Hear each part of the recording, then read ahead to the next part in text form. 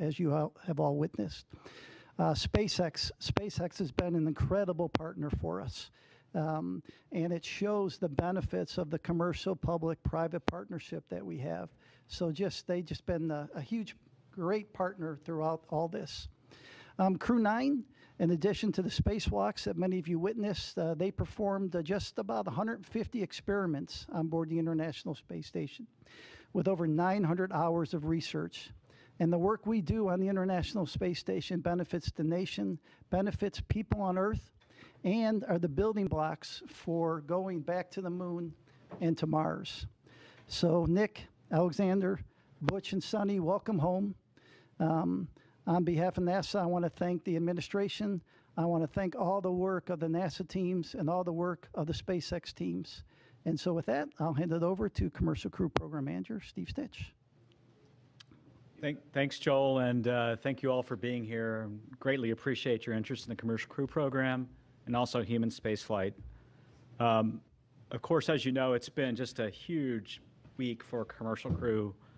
You know, the missions, I think, sometimes seem easier than they are. If I just step back and think about all the challenges we had to launch Crew 9, moving to a different launch pad, adjusting the seats and the crew training, and then, you know, over the weekend, once we docked Crew 10 safely, looking at the weather patterns, finding this great opportunity that we landed at today, adjusting the timeline. You know, it's never easy. Spaceflight's always dynamic. Sometimes it seems like things move from step to step, but there's usually different paths along the way. So the weekend was culminated today with the landing of Crew 9. We Dragon splashed down at about 5:57 p.m. off the coast of Tallahassee. That's our first Commercial Crew Program landing at Tallahassee. We've had a couple cargo flights land there. And now it's great to have Crew 9 and the Freedom Capsule back home, and its fourth flight is now in the history books. Of course, we're overjoyed. I watched every crew member come out of the vehicle today. Post-landing, it was great to watch Nick, Sonny, Butch, and Alexander come out of Dragon and smile and wave as they came out of the vehicle. You know, we'll get them, they're on the ship now, we'll get them back to meet the NASA aircraft and then back to meet with their families. If you watched the weather today, it was incredible. Clear skies, real low winds, maybe 3 or 4 knots of wind, and really calm seas. You could see the dolphins swimming around the capsule, which was kind of incredible. SpaceX had a nice drone aircraft flying around and taking footage, and that was just incredible.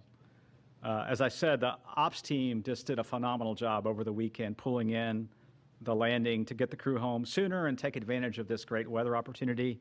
Really appreciate the versatility of SpaceX, the ISS program, Commercial Crew Program, and the flight ops team in planning out the timeline, looking at the crew's workload, determining whether we could pull this off, doing sleep shifting, all those sorts of things that made this an opportunity happen. I also want to thank our partners at the U.S. Coast Guard. They were there on scene, protecting the scene and making sure that it was safe for mariners in the area. The FAA, the Department of Defense, continuing to support us. You know, it's great to see the teams really in action. Overall, I would say it was a really clean undocking, reentry, and landing. The Dragon vehicle performed extremely well, didn't really have any issues to work. You know, little things, a GPS outage that we reset a filter on and things like that. Today, the sequence went perfectly. We jettisoned the trunk, executed the deorbit burn, closed the nose cone, and did the entry. You could hear Nick call down when we finally got the vehicle back through the blackout, 4.6 Gs, and you could tell they were doing well, and then braced for the parachute deploy of the drogues and then the mains, and then having splashdown. So parachutes performed well. The whole system worked just as planned. The crew's doing great. You know, they'll spend a little time on the recovery ship getting checked out, making sure that they're healthy and ready to go, and then eventually they'll make their way back to Houston. Again, I want to congratulate the entire NASA Commercial Crew Program, the SpaceX team. You know, in many ways, if I step back to last year, this has been 9 months in the making, and I couldn't be prouder of our team's versatility, our team's ability to adapt and really build for the future of human spaceflight and looking at different ways to do business, taking advantage of one vehicle to launch a crew and then bring back the crew in a different vehicle. Our partner SpaceX did a tremendous job. Every time we asked them to do something a little different, they stepped up and to the plate and did that, including swapping capsules 6 weeks ago prior to Crew 10, and then also adjusting the Crew 9 mission. You know, we'll celebrate for a while. We're going to take some time in Commercial Crew to celebrate this one and spend a little time with the crew, and then we'll move on to Crew 11. Crew 11 will be here before we know it. We'll launch that vehicle as early as mid-July, so we'll start preparing for that. And then, you know, we're working hand in hand with Boeing as well on certification of Starliner, getting that vehicle back to flight. You know, Butch and Sonny's return on Dragon to me shows how important it is to have two different crew transportation systems, the importance of Starliner and the redundancy that we're building in human spaceflight for our low Earth orbit economy.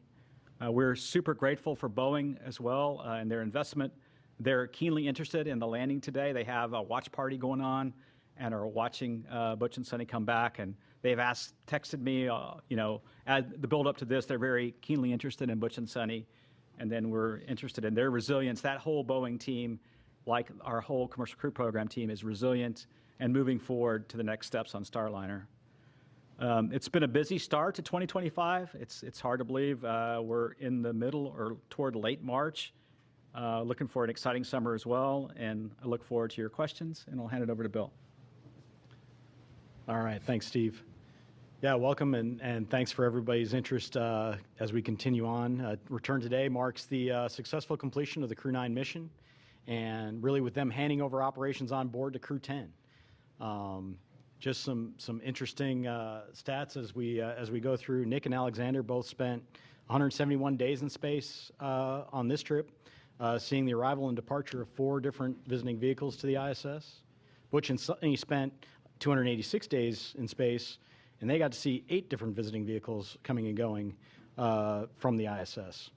We stay really busy as we talk about all these vehicles coming and going from the station. Nick and Butch each conducted 1 spacewalk, and Sonny conducted 2. That actually gave Sonny the record for most time on spacewalks by a woman, and puts her 4th overall in terms of time outside doing spacewalks.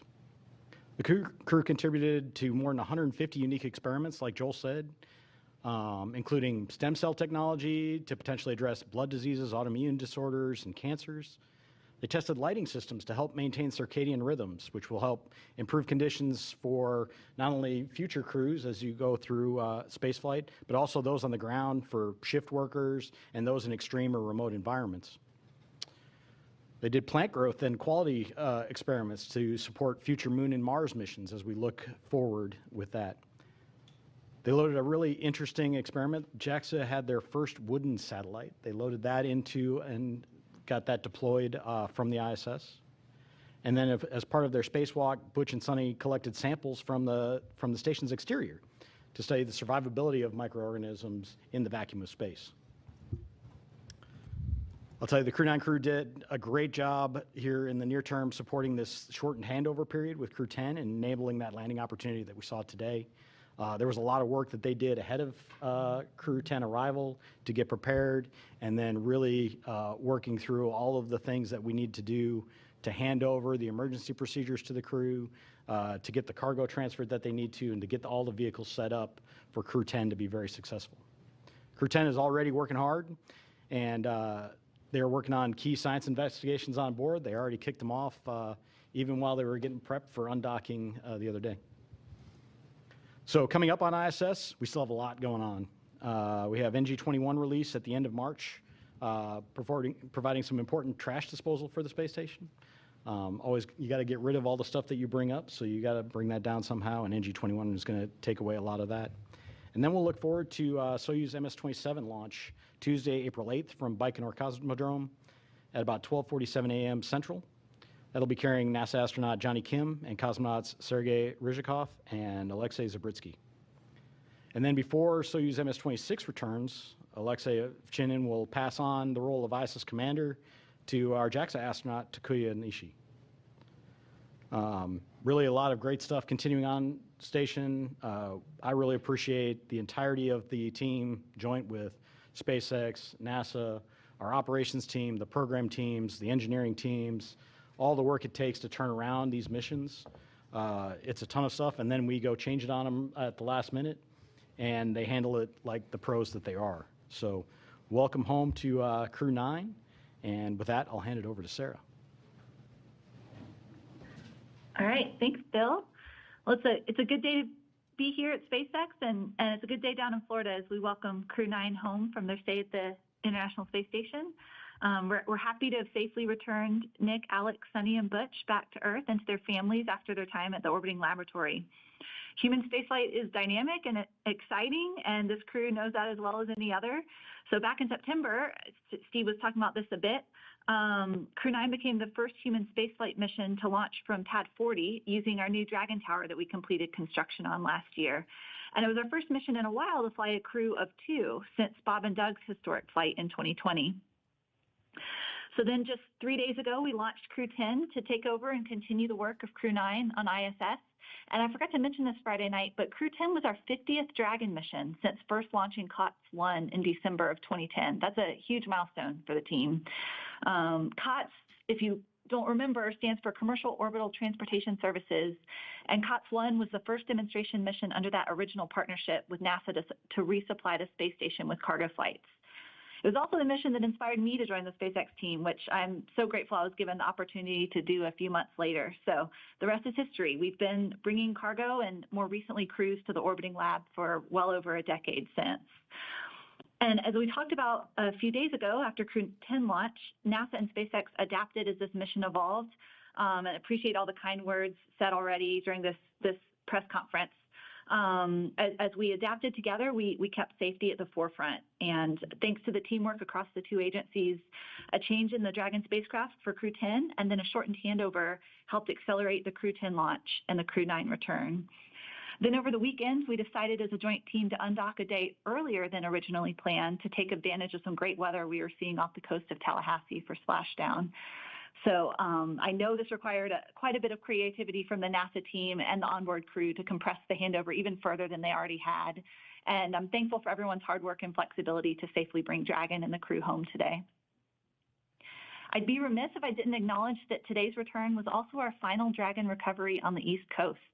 So after 6 years of successful recovery operations off the coast of Florida, we'll now be moving all Dragon recovery operations back to the West Coast.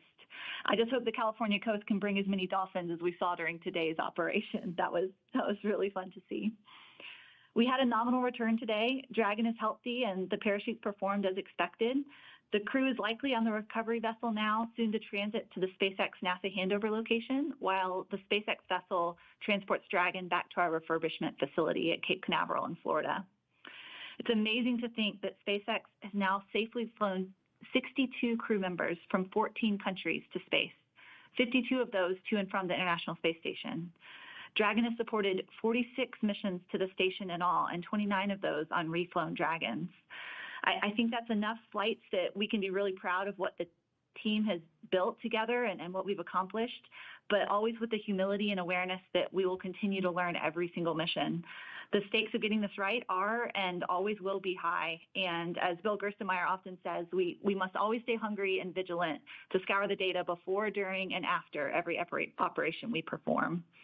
It's always an honor for all of us here at SpaceX to launch human spaceflight missions and safely return astronauts and cosmonauts as we continue to advance human spaceflight. Thanks for having me on the briefing today and look forward to your questions.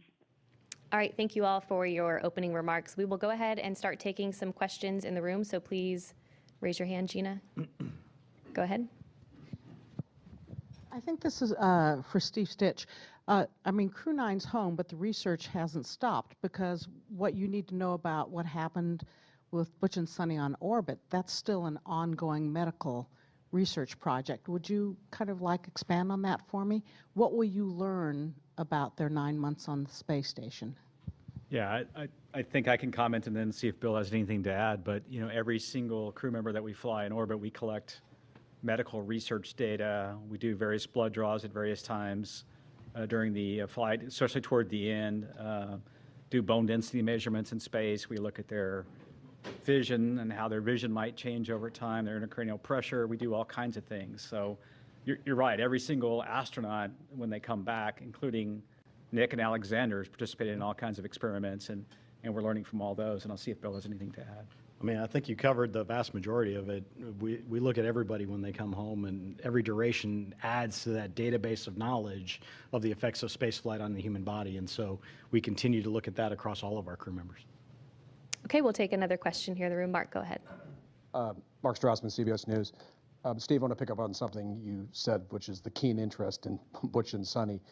All 5 major television networks cut in with live special reports following the splashdown, because Butch and Sonny have arguably become America's most famous astronauts over the course of their 9-month saga. So now that they're home, now that the saga is over, what to you is the takeaway? Yeah, I think that's a great question, and I haven't probably had a lot of time to reflect. You know, we're certainly looking at Starliner very carefully. We're in the process of looking at that vehicle, looking at the helium system. We've got some candidate seals that we're going to replace. We'll get into some testing here over the summer timeframe with what we call an integrated doghouse at White Sands. So we're looking at that. You know, the thing I think back of this whole timeframe is how really resilient Butch and Sonny were the whole time. I mean, they launched on what was going to be a short test flight with the crew flight test vehicle with Boeing. And then they moved very quickly into station increment operations, and they became seamlessly part of the International Space Station. And they did that because they're experienced astronauts, and we had prepared, right? We had flown gloves for them to do spacewalks, and we had flown a lot of components for them. So I think that shows the adaptability of crew members. And if I think forward to exploration and maybe some harsh missions to the Martian surface someday, or back to the moon, you know, the adaptability of crew members, changing the timeline for their return. Certainly a huge thank you to their families. You know, when you think about Butch and Sonny, they enjoyed their time on station. They got to do spacewalks, and they got to do lots of cool science and things like that. Their families are the ones that really, you know, kudos to them for being resilient in a planned short duration flight now turning into a long duration. And I think back of when they went into quarantine. They went into quarantine in the April timeframe for the early May launch that we had for the crewed flight test. So the families, a huge thank you to them. I'm sure the reunion is going to be wonderful with the families. And we'll keep learning as we go and keep being adaptable in the future. Let me just add, if it's okay, it shows the flexibility of our commercial providers. The fact that they flew up on the Boeing vehicle and home on SpaceX, this is a lesson learned for NASA too, such that when we do have Boeing and SpaceX both flying on a regular basis, we need to be able to do the opposite too. If we come up on a SpaceX vehicle and have a problem, to be bringing people home on a Boeing vehicle. It shows you, you know, this year, I think many of you know, we celebrate 25 years of crewed on the International Space Station, and just shows the flexibility we have with the space station and our commercial partners. We'll take our next question here in the room. Go ahead. Ed Lavandero with CNN. 2 questions. Do you have specifics on the timeline of when the astronauts will be landing back here in Houston and reuniting with their family over the next, I'm presuming, the next few hours? And then secondly, the more delicate question is, of all the talk that we've seen over the last months that these astronauts had been, quote, stranded in space, how did that kind of talk affect you guys over the last few months in formulating a plan to get them back home? Yeah, I don't have the specifics of the timeline. I know they're going to fly back here tonight. They'll probably spend some time rehabilitating a little bit, and the doc's watching them, and then they'll rejoin their families in the next, you know, day or so.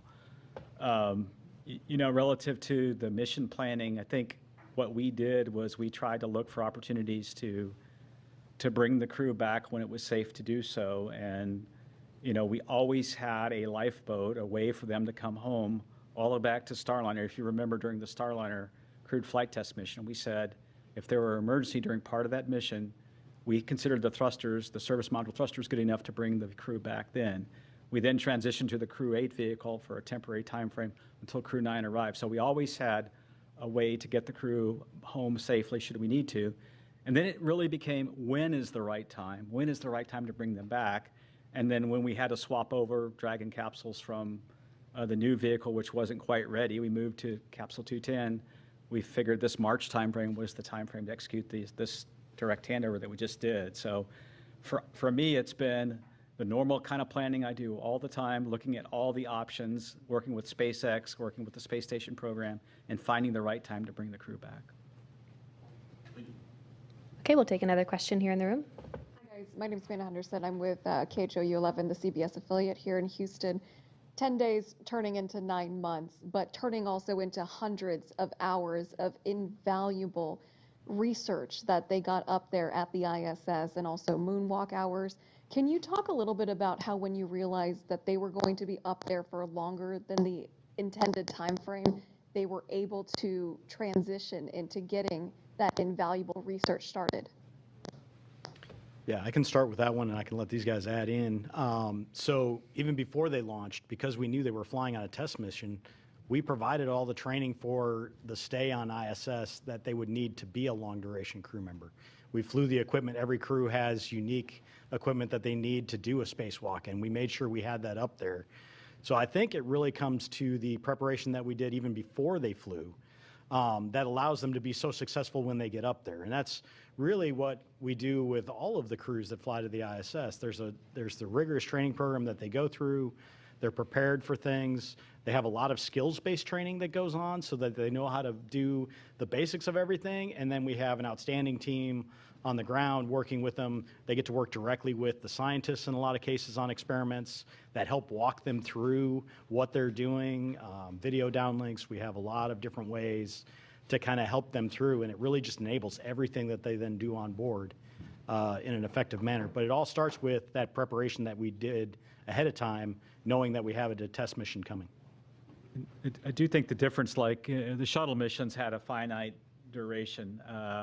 The way the space shuttle worked, it had fuel cells, and they used liquid oxygen, liquid hydrogen to power those fuel cells. And so at some point, that vehicle had to return. But the beauty of the space station is wonderful laboratory, wonderful place for the astronauts to live and work, and you can almost stop the clock if you have a problem. And I think that's something that we learned on this flight that's a little bit different. Is so when Starliner, we had planned for maybe a short 10 to 2 week mission for a test flight. When we needed more time, we took that time to understand the vehicle, and then when we determined that the better option would be to bring Butch and Sonny back on Dragon, we pivoted over to that plan. So I think station gives us that flexibility that we never had before. And we also have flexibility now, as Joel said, with 2 different vehicles. So someday there may be a case where we're using Starliner to handle a Dragon contingency problem of some sort. So we have a luxury that maybe we didn't have in the past, and so we're adapting and learning from that. All right, we'll head over to our phone bridge to Marcia Dunn with the Associated Press. Yes, good evening. Probably for you, Steve. I understand the crew is being flown to Houston tonight and that they'll be staying at JSC in crew quarters. When will they be able to go home if they're feeling good? How much time off do they get before they have to go back to work? Are you giving them some extra bonus vacation? And when do you have to decide whether Starliner is going to be carrying Crew 12 up? What's the deadline for deciding on that mission, whether it'll be Starliner or Dragon? Thanks. Yeah, there's a lot of questions there. I hope I get all of them. Let's see. The first question was, when do they go back to their families? It's usually within a day or two, once they're cleared medically, that we make sure, as they readapt to gravity here on Earth, it's usually a day or two. They'll go back to their families. And then, they'll get some time off, and then we've done a lot of, fortunately with Butch and Sonny, we've done a lot of debriefs already with them. And so we've gotten feedback on Starliner and feedback on many things for the crewed flight test already from them while they were on orbit. They'll have a standard set of debriefs with the Crew 9 crew, because they really have been part of Crew 9 ever since Crew 9 docked. So they'll go through a series of debriefs, and then, but they will get some well-deserved time off, well-deserved time with their families. It's been a long time for them, and look forward to hearing their stories about meeting with their family. I think the last question, Marcia, was when do we have to decide Crew 12 versus the next step with Starliner? And we probably have a little bit more time as we get into the summer and understand the testing we're going to go do to make that decision, whether it be Crew 12 as the next flight or Starliner. We're also looking at some options for Starliner. Should we need to, of flying it uncrewed? The vehicle has the capability to fly uncrewed if we need to. And so we'll kind of weigh all those things as we get the testing and analysis behind us. Boeing's done a good job of developing a new thermal model, which we're using to try to understand the changes we're going to make in those doghouses. We'll add some tape and thermal barriers in different places. We have a little time to make that decision. Okay, our next question is from Chris Davenport with The Washington Post. Hey, everyone. Thanks for taking my question, and congrats on a successful end to the mission. For Steve Stitch, you had mentioned your discussions with Boeing, and I'm just wondering, has Boeing given you a 100% commitment that they are sticking with the program, just given the enormous costs they've had to eat?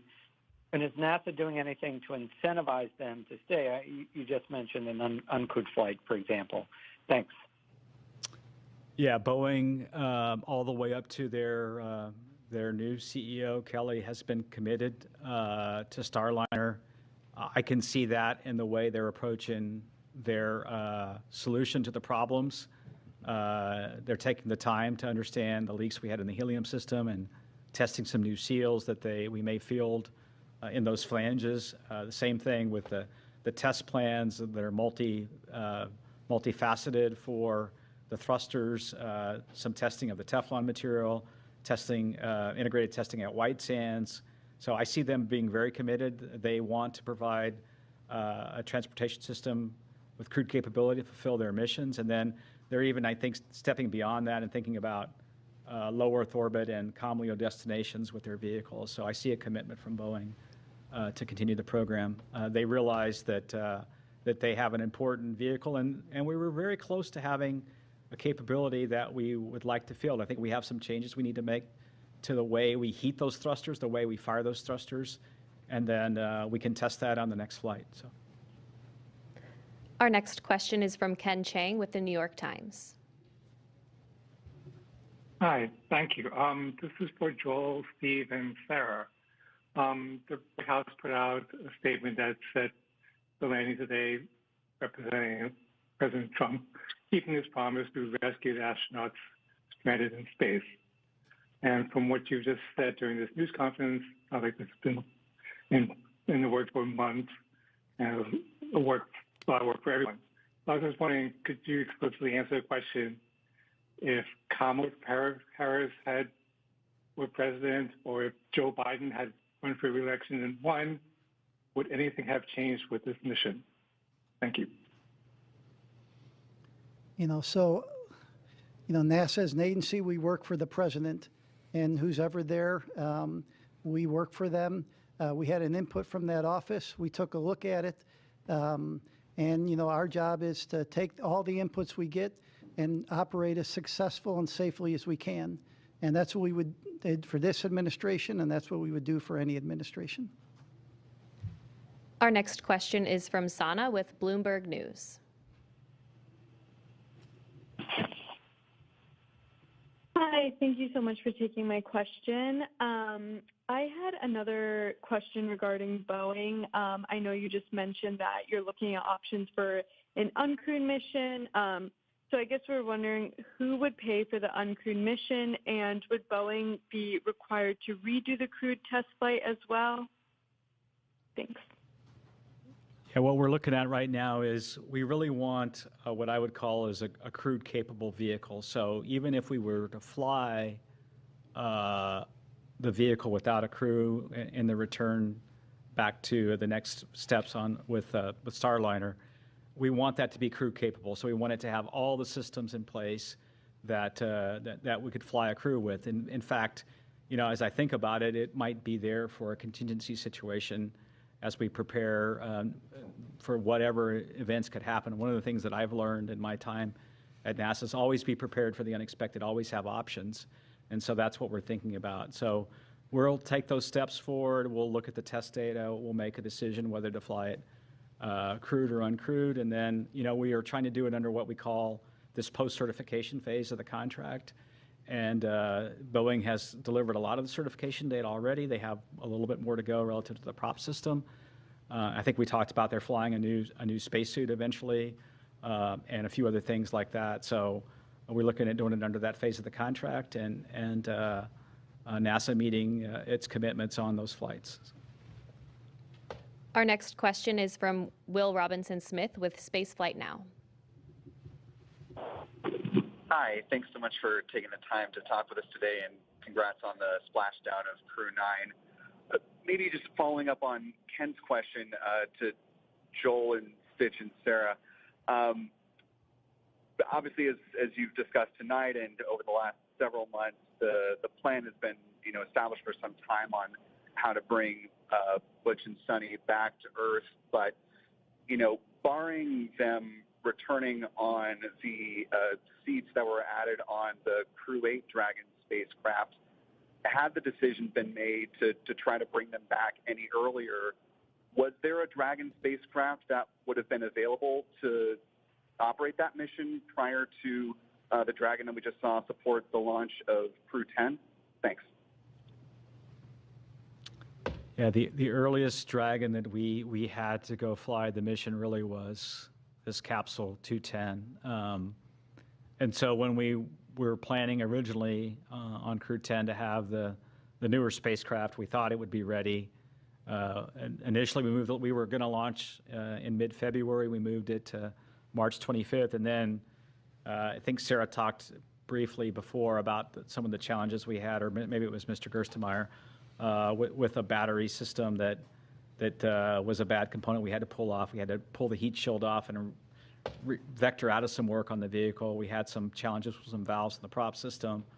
And this, to me, is just evidence of how complicated. I don't think we always do a super good job of explaining how complicated the spacecraft itself is made up of millions of components that have to work in an integrated fashion, and you go through testing and qualification to get there. And so those components didn't work. And when we looked at that, we just pivoted over to the vehicle that was going to be ready the soonest, which was Capsule 210, and that led us to the March 12th date and then eventually the March 15th launch.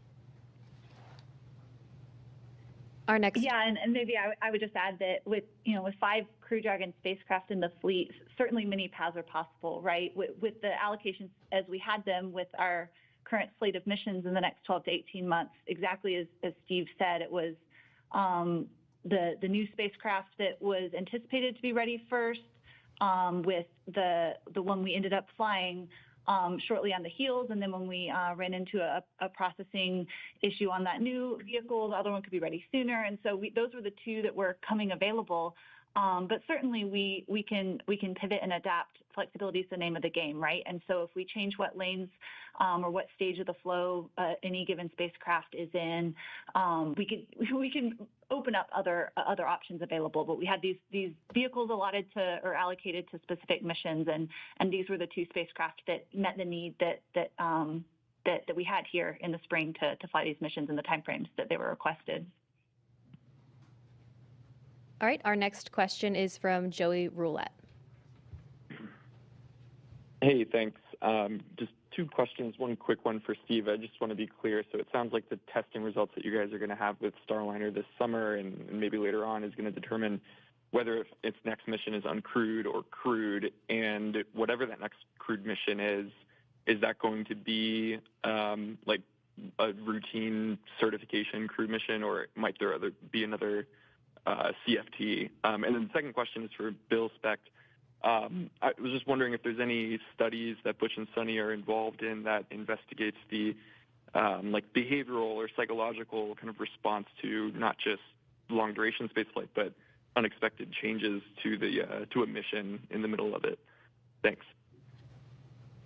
Yeah, when we look back at the crewed flight test, we got a lot of good data out of that flight relative to having a crew on board. So really the thing that we need to solidify and go test is the prop system and the service module. We need to make sure we can eliminate the helium leaks, eliminate the service module thruster issues that we had on docking, and then the rest of the vehicle performed really well. So when we look forward, what we'd like to do is that one flight and then get into a crew rotation flight. So the next flight up would really test all the changes we're making to the vehicle, and then the next flight beyond that, we really need to get Boeing into a crewed rotation. So that's kind of the strategy. Yeah, and then to your second question, all of our crew members go through evaluations. They fill out surveys. They do medical evals. So all of these things happen on every crew member. So we do get some unique data from Butch and Sunny based on their stay. But it's something that we do with every crew member that flies. There's always changes that happen on board. There's always adjustments that we have to make that all of the crew members adapt to. As you've watched with our flight schedule over the years, it's very rare that we actually get a flight to fly exactly where we planned it 2 years out when they were thinking it was going to be. So it's okay that we have these changes and they adapt really well. But everybody gets kind of looked at in terms of those effects and understanding just the effects of spaceflight on them. So. Okay, our next question is from Maria with KBIR Knoxville. Hi, yes, thank you so much for your time. If someone can walk me through the physical and mental adjustments that the astronauts are going to be experiencing.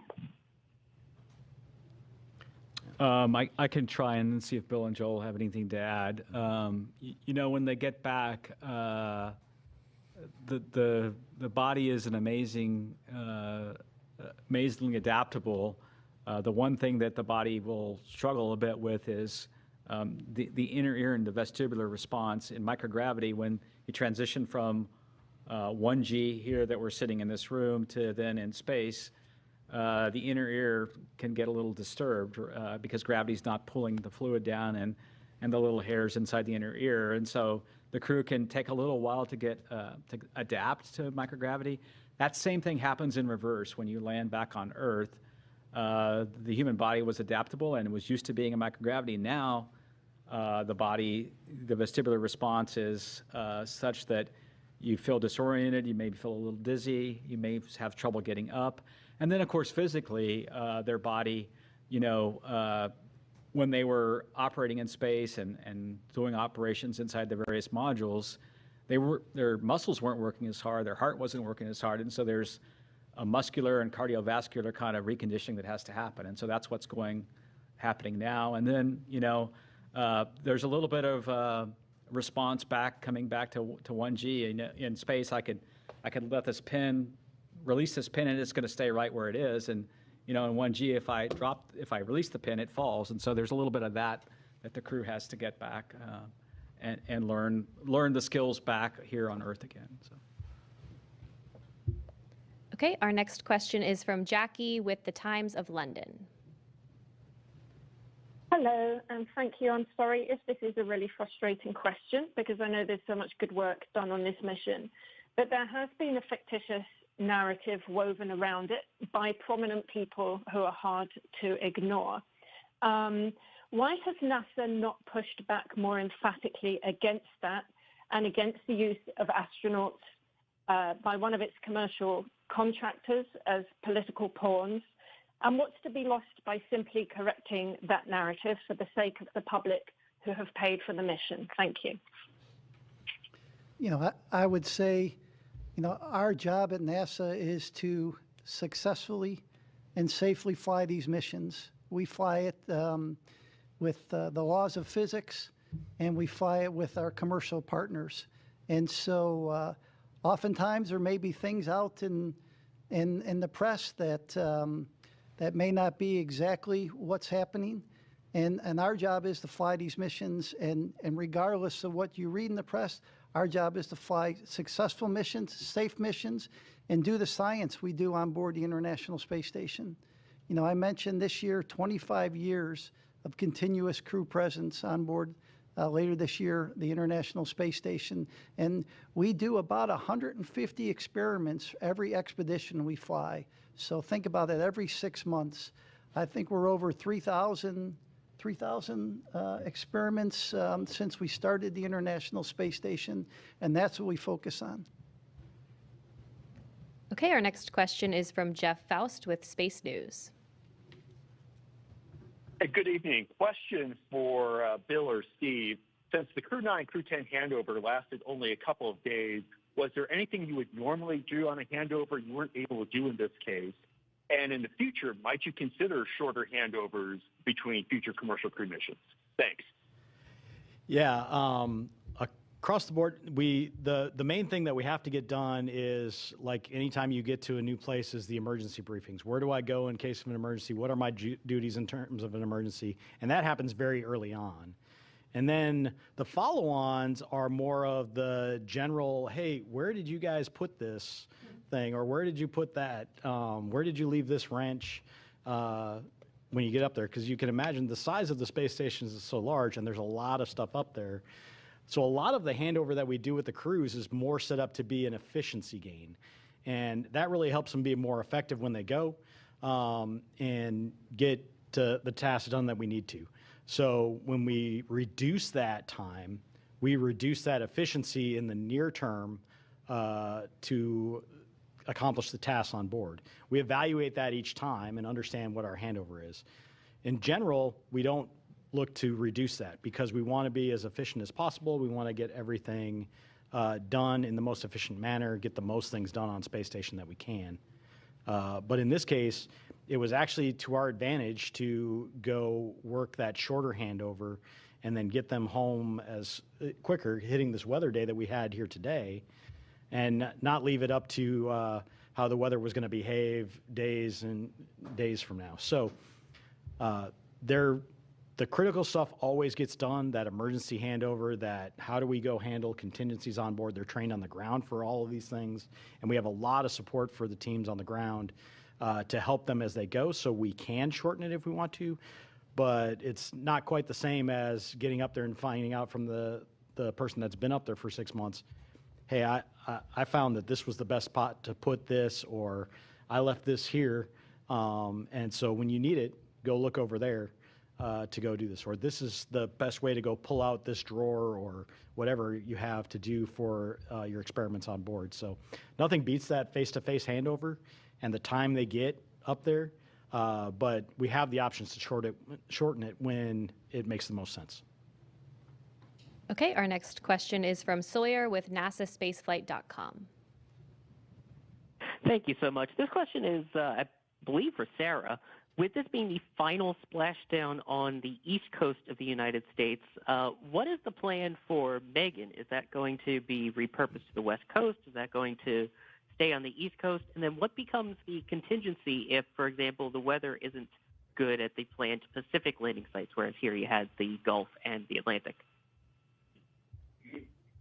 Hey, we don't know the answer yet to what will happen, what will become of Megan. We've got Shannon here on the West Coast. I'm sitting here in California right now, and there's unique benefits and unique challenges of weather patterns on the West Coast versus the East Coast. Just one example, we have far more stable weather in terms of wind and wind speed, wave height than we did in Florida. So where we needed numerous sites on both coasts of Florida to provide geographic diversity to avoid weather patterns that may be happening in one area and not another, not so much the case on the West Coast.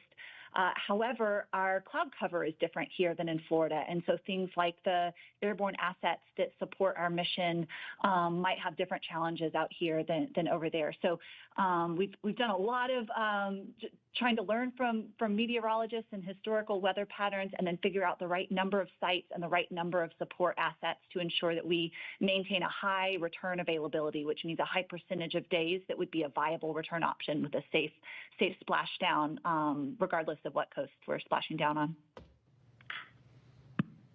All right, our next question is from Isam with AFP.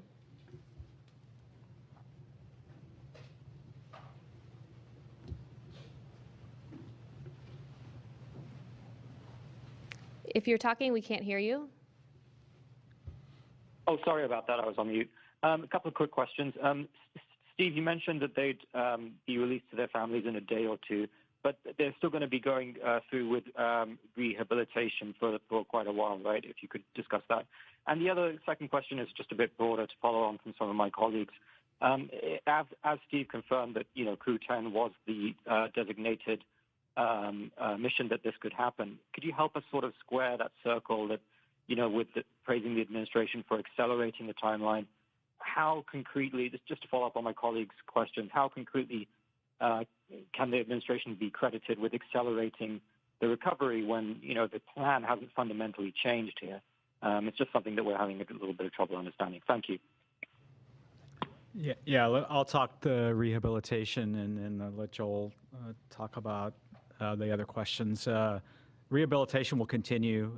There's a sequence of exercises that they do to try to regain their physical strength over a number of weeks. It's a pretty standard protocol that they go through post-landing to recover. It's well documented, well practiced, and the docs and the trainers that do this work will kind of follow each crew member, whether it be Butch and Sonny or the others. We talk about Butch and Sonny because they had a 9-month stay, but the others had 171-day stay or so, which is pretty typical of what we've had. And I'll let Joel handle the other questions. And so you were asking the input from the administration. So I think Ken Bowersox said it well the other day. It excited the system, right? It gave us some energy in the system. But the other input was to do this successfully and safely. And that's why I talked about all the different inputs that you get.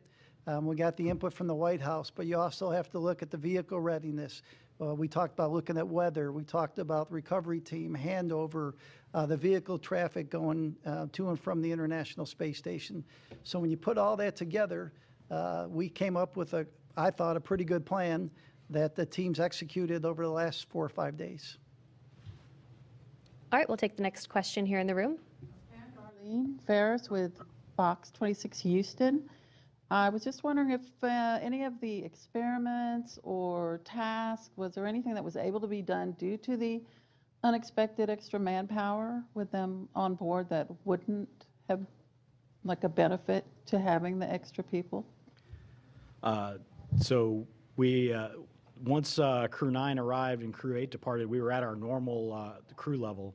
So we managed within the normal kind of cadence that we did there. But before that, we absolutely took advantage of Butch and Sonny being there and having the extra hands. We had some maintenance activities that had to be done over the summer that would have potentially taken away from some of the science that we were doing that we didn't have to take away from that time because of the fact that we had the extra hands there. So it was great having them there over the summer as extra hands to help out with a number of activities going on. Okay, we'll take our next question here in the room.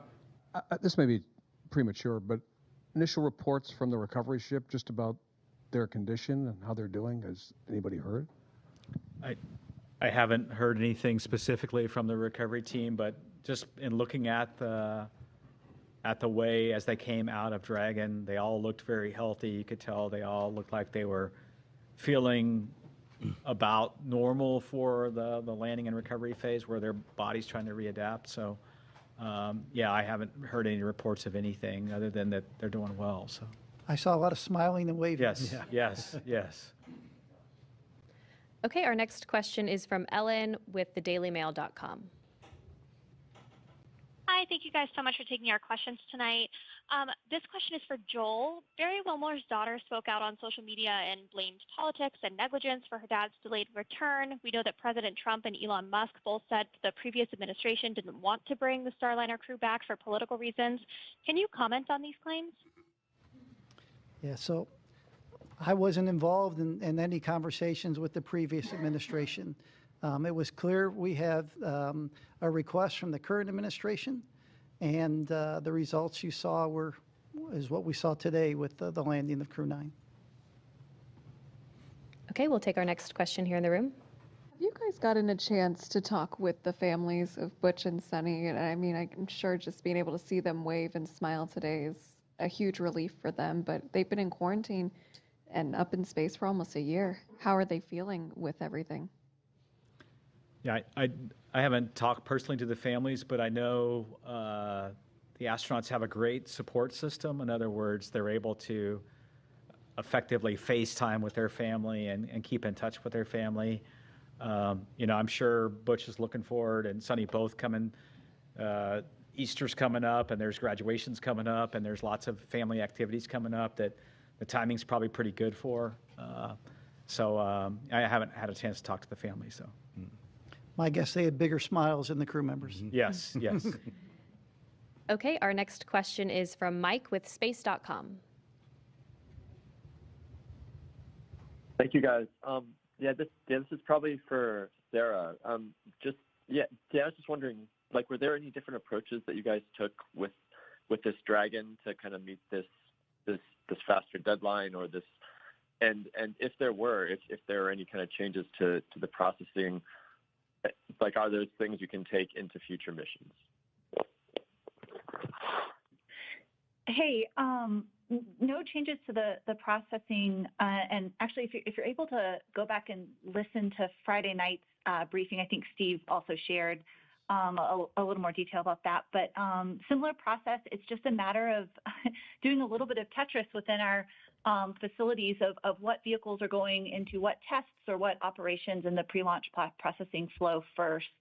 So we certainly did that. There's a few items of hardware within the vehicle that are unique to the specific crew flying. For example, we have small, medium, and large seat buckets installed in each of the 4 locations, and then custom foam for each individual to further customize their experience. And so there was a little bit of just doing the tally on the unique hardware and making sure it was all okay to be used for this mission, but nothing unique to the actual processing flow itself. Okay, our next question is from Carolyn with Fortune Magazine. Thank you very much, and congratulations. I'm wondering, can you just share a little more how Sunny and Butch handled kind of the switch mentally to the 9-month mission, besides being very resilient, and what advice you give the rest of us lonely humans when we encounter challenging circumstances? And then maybe just talk a little more about the physical repercussions with respect to radiation, effects on the heart for you, that kind of thing, and how we go about planning to protect against that when we think about missions like to Mars and extended stays. Thanks. I can start, and then the other guys could ask. You know, before an astronaut flies, we talk to the crew. The crew members are talked to about extending. Hey, you may be assigned for a 6-month mission or an 8-day mission in this case, and you may be extended. Frank Rubio was an example, right? Mark Vande Hei was an example. So this isn't the first time that people are flown. Clearly their mission was much shorter than those other missions, but the crew members are talked about, hey, what would you do if you had to be up there for a year? So they mentally prepare before they launch, and they talk to the other crew members that have flown for these long duration missions. And so the teams are preparing. We do different things on the ground. If you're there a little longer than normal, maybe you'll have some extra family conference times, or maybe a half day off after a certain amount of time on orbit. And so we had experience from past crew members, and we made changes in the operations and how we do that. And so let's see, Bill, if you want to add anything to that. Yeah, I think the other question was, really on kind of the effects of space on people in general, and when you change the duration on them. We look at every crew member when they're going up and making sure that we feel confident, even if their mission had to be extended, that they're up for it and that they've got, I think, the time allowable, I think, for them to stay in space and to go through that. We monitor everything on board. We keep an eye on things like radiation. We keep an eye on things like solar activity that can affect that. We keep an eye on the rest of the environmental factors on board, whether it be the carbon dioxide levels, the CO2 levels, the contaminants that we have on board. We have scrubbers and filters and things that take that out. So we do all the things that we would normally do to manage that for crew and minimize their exposure to anything that could be considered harmful. And then we limit the times to the best of our ability that we can up there. Our next question is from Marcia Smith with spacepolicyonline.com. Thanks so much. Steve, you mentioned that Crew 11 might launch as early as July, which seems like a pretty short interval for Crew 10 to be up there. Could you talk about what's driving you to launch as early as July? And will either of the astronauts who are bumped from Crew 9 be on Crew 11, Stephanie Wilson or Zena Cardman? And which capsule will they be flying? Let's see the timing for that mission right now. Originally we were going to fly that mission. We had been, if you look at historically, our rotations have been in February and August. There is a particular SpaceX cargo flight, CRS 33, that has the ability to do some reboost for the space station, and that needs to fly in that late August, early September timeframe. And so we moved our handover up. That boost trunk is what we call it, will be there for a large part of the fall timeframe. So to get all the propellant used on that mission. So that's why we looked at moving it up. Right now, we think we'll fly probably the Capsule 206, which is our fleet leader. It'll be on its 6th flight. We'll continue to work that with SpaceX. You have to remember with space station, one of the critical consumables is docking ports. We have 2 of those docking ports. And so once we fly that CRS-33 mission with the boost trunk, one of those docking ports will be tied up for an extended duration. And we like to do this direct handover. We like to ensure the new vehicle is there, the new crew's there, before we undock the astronauts that have been there for the increment in progress. And so when you put all that together, it drove us to look at right now, mid to late July. Of course, things can change over time, but that's kind of what we're looking at. We'll kind of pivot over to that once we complete the debriefs for Crew 10. So, our next question is from Will Robinson Smith with Spaceflight Now. Hi. Taking a question from us. Question to Steve Fitch. Going back to the comment you made earlier in this briefing. Correct me if I'm wrong, but I think you said that there was another look that needed to be taken at the flight suit for those flying the Boeing Starliner. Can you add a little bit of detail to that may need to be changed and the reason for that? Thanks. Did you get that? I couldn't. I'm sorry, you're coming in a little bit, it's breaking up a little bit. Can you please try to repeat your question?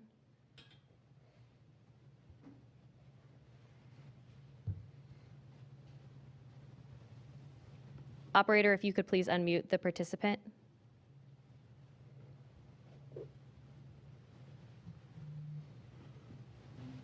Will, if you're talking, we can't hear you. Can you hear me? Yep, we can hear you now. Okay, perfect.